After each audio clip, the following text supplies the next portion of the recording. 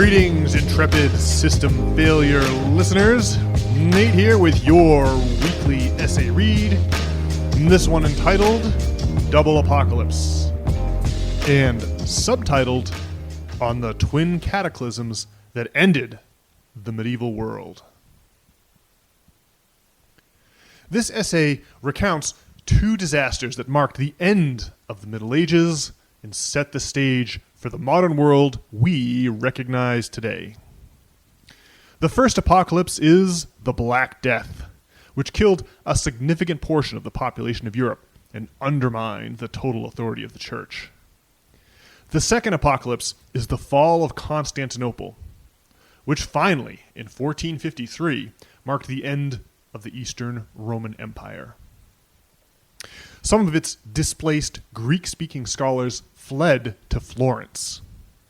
Among the Florentines, their access to pre-Christian Greek literature stirred up curiosity in the paganism of antiquity, which ultimately led to the dawn of the Italian Renaissance. The Black Death. The arrival of the Black Death was the first apocalypse that ended the Middle Ages. During that time, the ability to read and write was a rare skill. The only literate person in any given town or village was often its priest. These were generally the most consistently and formally educated individuals of that era.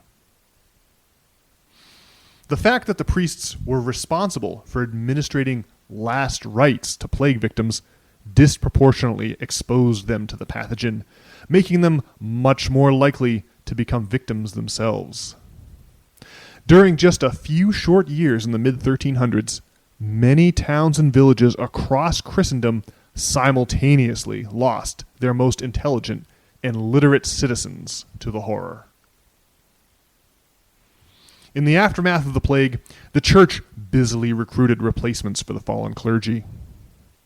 However, these recruits were dramatically less educated than their predecessors.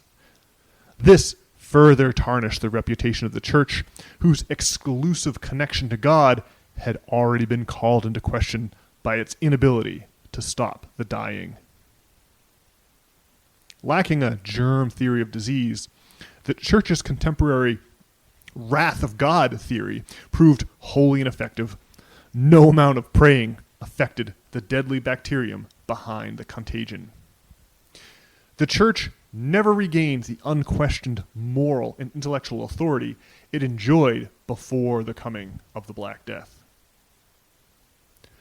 Not only did the plague seriously damage the credibility of the Church, but it also dealt a mortal blow to the economic institution of feudalism, the economic model of the Middle Ages.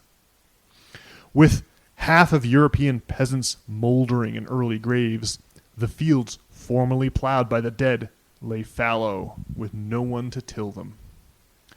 The surviving peasantry quickly realized that they could play one lord off against another in bidding wars for their labor. So, they stopped swearing fealty to any particular feudal lord, instead demanding the right to work for whoever paid the most. In 1351, the English Parliament attempted to fix the wages of the peasantry by law, just as the Roman Emperor Diocletian had done 1,000 years before, after the Antonine and Cyprian plagues ravaged the Roman Empire. This attempt by the English aristocracy to fix class divisions through legislation resulted in a massive popular uprising. In 1381, tens of thousands of enraged peasants marched on London. The end of the medieval world was at hand. The Siege of Constantinople. Some consider the fall of Rome to have occurred in 411 AD, when Alaric the Visigoth sacked the Eternal City. Others believe the date to be 476 AD, when the German Odoacer deposed an 11-year-old Romulus Augustulus, the last Roman emperor in Italy. But the eastern half of the Roman Empire carried on for another 1,000 years after these dates, with Constantinople as its capital. That city sits on the edge of the Sea of Marmara, sandwiched between the Bosphorus Strait and an estuary called the Golden Horn. These geographical features create an easily defensible peninsula. Around the same time Alaric sacked Rome, the Christian Emperor Theodosius II completed a curtain of thick double walls that sealed off that peninsula and the city of Constantinople from the rest of Asia Minor. These walls proved impregnable until 1453, when gunpowder arrived on the battlefield and the cannons of the Turkish Sultan finally rendered superfluous the old Theodosian walls. In 1876, the French painter Jean-Joseph Benjamin Constant dramatized this turning point in history with his painting The Entry of Mahomet II into Constantinople. It hangs today in the Musée des Augustins in Toulouse, France, and it serves as the title card for this essay. The Sultan renamed the city Istanbul and significantly increased taxes and duties on Christian merchant ships. This action incentivized the crowned heads of Christendom to finance expeditions westward across the Atlantic Ocean, searching for an alternate sea route to the Orient. Christopher Columbus set sail on his fateful voyage just 19 years after Constantinople fell.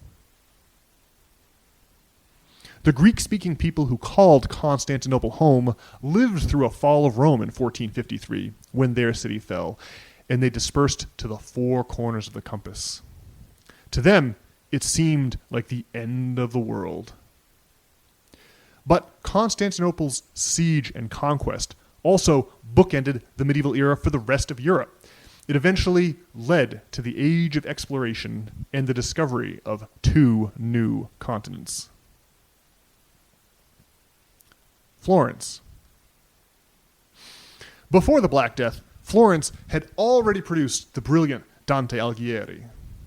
But a century after he died in exile, that city cemented a starring role in the great drama of humankind by receiving Greek scholars and ideas from Constantinople.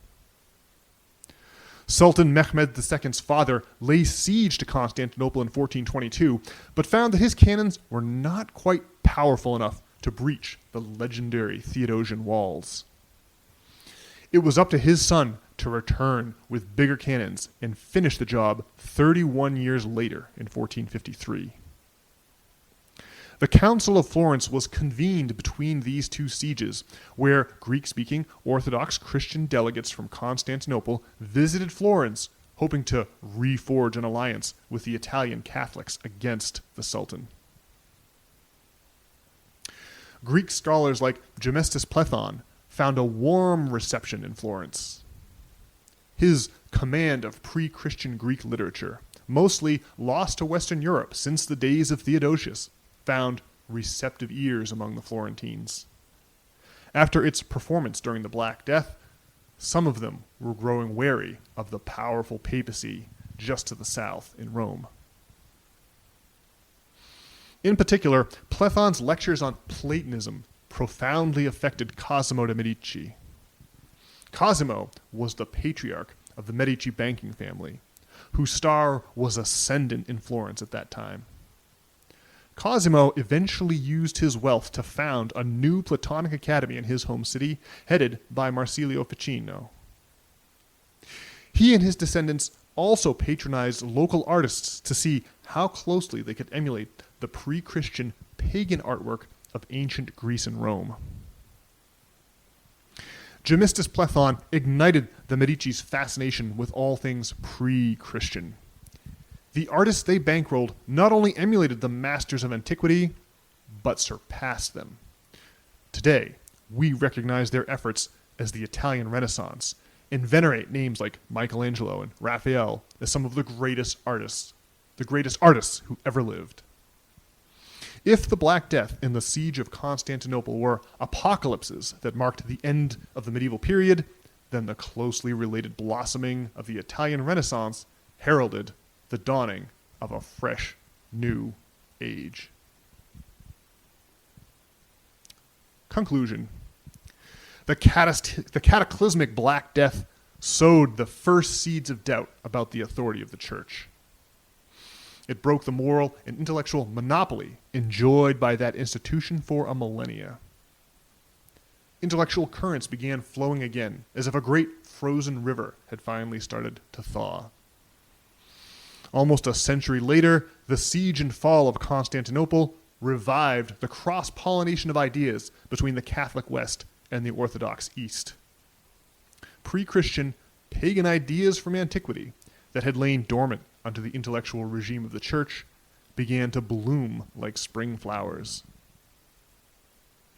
Though the twin apocalypses that ended the Middle Ages were deeply disturbing for those who lived through them, they nonetheless set the stage of history for our own modern era.